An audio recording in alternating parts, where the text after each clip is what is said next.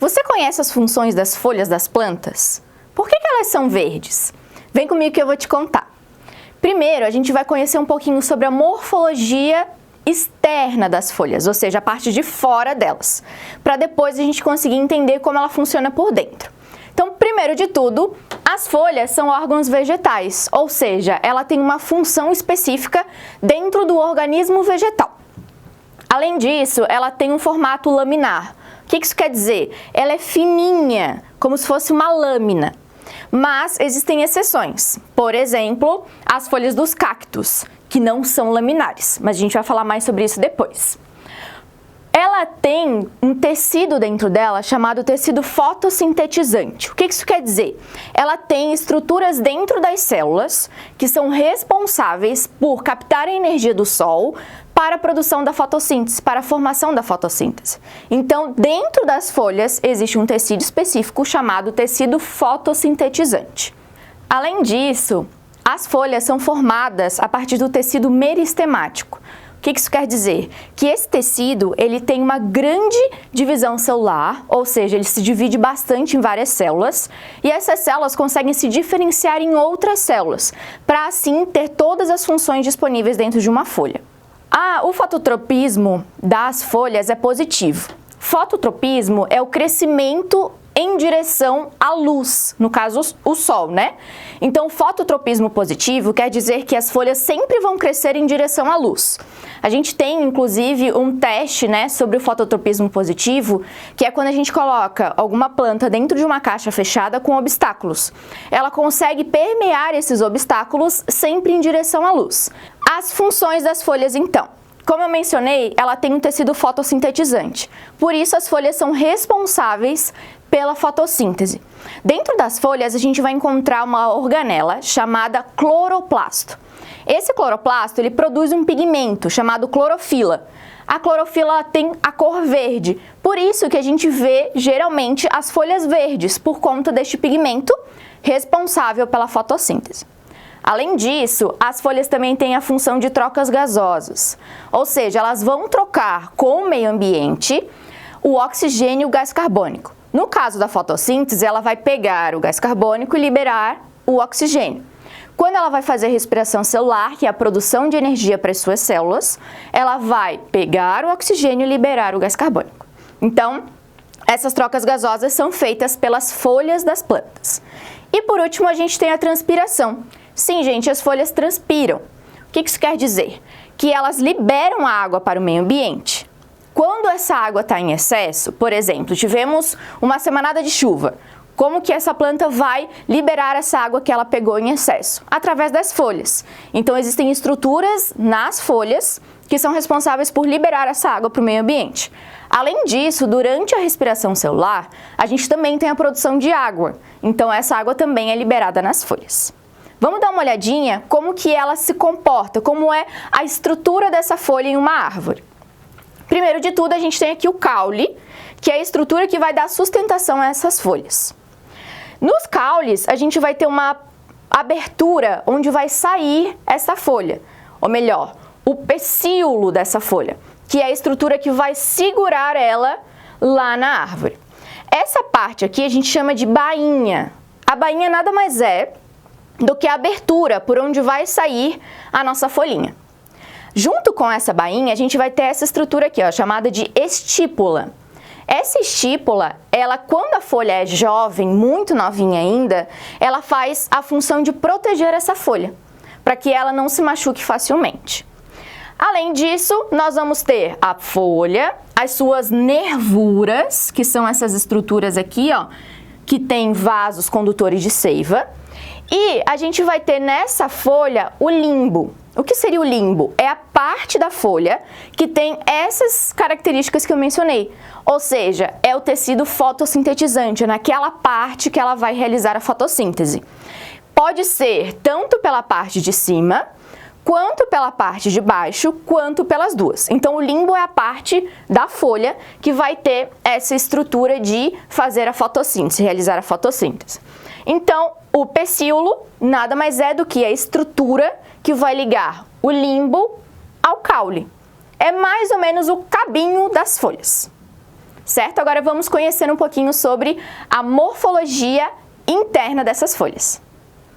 Sobre a morfologia interna das folhas.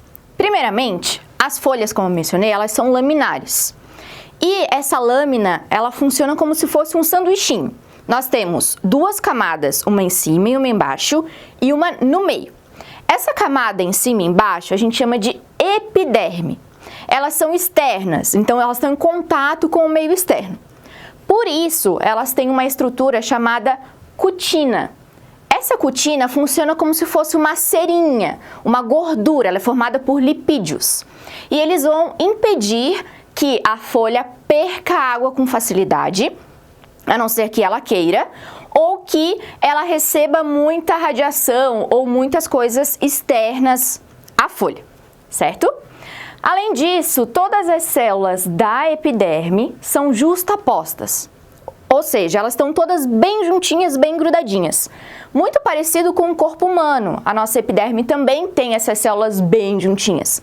As folhas também precisam disso, porque quando essas células estão juntinhas, ela impede que coisas passem por elas. Então assim a folha fica protegida. Nas nossas folhas, a gente vai ter uma estrutura chamada estômato. Dá uma olhadinha nesse desenho aqui, ó. O estômato, ele é formado por duas células, chamadas de célula-guarda. Essas células têm um formato parecido com o de um feijãozinho e elas conseguem fazer uma abertura chamada ostíolo, que consegue liberar o gás, por exemplo, o gás carbônico ou o oxigênio para fora da folha, ou receber esses gases também, entrar dentro do estômato. Da mesma forma, por aqui a gente pode ter a liberação de água quando a planta faz a fotossíntese ou quando ela necessita de água também. Então, essa estrutura aqui, ó, é um estômato. As folhas têm vários estômatos. Essa estrutura é microscópica, a gente só consegue visualizar ela no microscópio, mas ela tem por toda a folha. Só que tem uma coisa, ela pode estar na parte de cima da folha, na parte de baixo da folha ou nas duas. Vai depender do tipo da folha, certo? Quando ela está na parte de cima da folha, a gente chama de epiestomática, ou seja, uma folha que tem os estômatos por cima, na parte de cima dela. Quando ela tem por baixo, a gente chama de hipoestomática, ou seja, os estômatos estão por baixo da folha. E quando a gente tem nos dois, na parte de cima e na parte de baixo, a gente vai ter uma anfiestomática. São características que diferem a quantidade e a posição dos estômatos nas folhas. Tudo isso está na nossa epiderme, mas a gente tem um outro tecido, que é o recheio daquele sanduíche. Vamos dar uma olhadinha nele. Esse tecido chama-se mesófilo. Ele é responsável por fazer a fotossíntese. É nele que a gente vai encontrar o tecido fotossintetizante, que são aquelas células que têm os cloroplastos. Esse mesófilo, ele tem o parênquima clorofilado, ou seja, é nessa estrutura que vai acontecer a fotossíntese. Esse parênquima, ele pode ser dividido em dois, em palissádico e lacunoso. O palissádico, ele vai ter as células mais alongadas, mais compridas, e estão na face superior da folha, ou seja, lá na próxima epiderme superior dessa folha. Elas vão estar mais juntas, mais justinhas, e vão estar em grande quantidade. O lacunoso, ele forma lacunas, buracos entre as células. Para quê? Para que os gases consigam passar ali com facilidade e a fotossíntese consiga ocorrer. Agora vamos dar uma olhadinha em como é a estrutura dessas folhas. Então vamos falar um pouco sobre a estrutura dessas folhas. As folhas têm nelas nervuras, que elas são bem visíveis assim, parecem realmente como se fossem riscos nas folhas. Essas nervuras, elas são responsáveis pelo transporte da seiva, seiva bruta e seiva elaborada. Então, na estrutura aqui, ó, é como se fossem os vasos sanguíneos de um corpo humano, por exemplo. No caso das folhas, a gente chama de vasos condutores, e é por aqui que a seiva vai passar. E essas nervuras, elas vão se ramificando em nervuras menores até estruturas bem fininhas que a gente não consegue observar a olho nu. Dependendo de como essa nervura está disposta nas folhas, elas podem ser divididas de duas formas. Primeiro, elas podem ser divididas em reticulada, que é quando a gente tem uma nervura central, e secundárias na sua lateral, saindo dela. E a gente pode ter as folhas paralelas, com nervuras paralelas, ou também conhecida como paralelinérvias. Elas vão ser, as secundárias, paralelas à central. Elas não vão partir da central, e sim ser paralelas a ela. Quando a gente olha ela assim, a gente nota que elas são paralelas. Quando a gente coloca ela numa estrutura de ampliação de imagem, numa lupa ou no microscópio, a gente percebe que sim, elas partem da nervura central. Porém, a olho nu, elas ficam paralelas à nervura central. Por isso, elas são chamadas de folhas paralelinérvias. Além disso, essas folhas elas podem ser divididas pelo tipo de limbo.